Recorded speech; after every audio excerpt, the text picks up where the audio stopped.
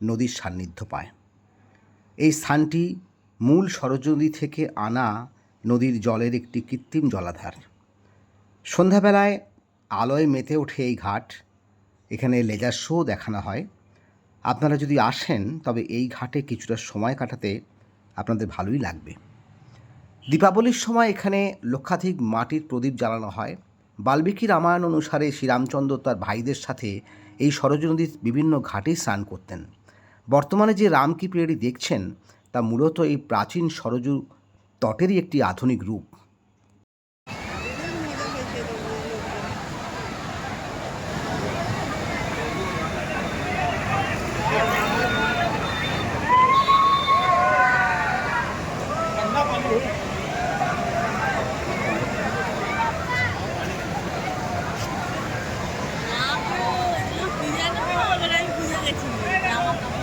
ও আচ্ছা আচ্ছা, জামা কাপড় ছাড়ার জায়গা এগুলো।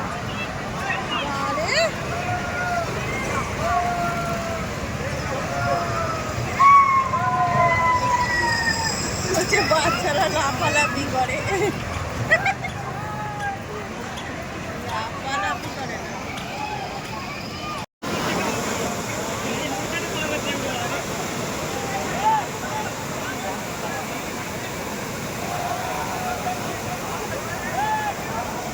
রামকি পেড়িতে দেখুন চান করছে মানুষের ঢল।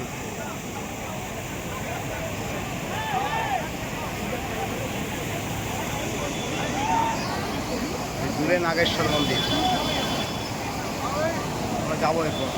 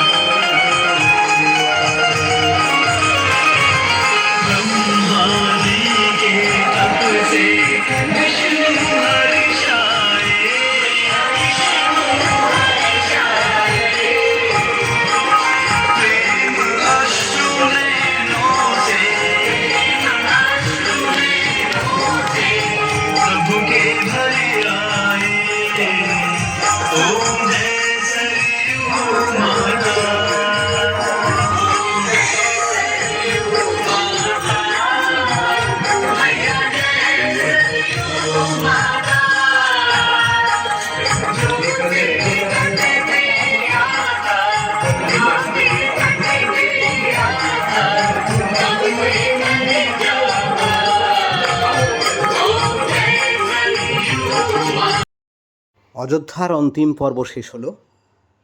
এই দেখুন সরজ নদীর আরতি। আপনারা ভালো থাকবেন। আপনাদের সকলকে ধন্যবাদ জানিয়ে শেষ করলাম।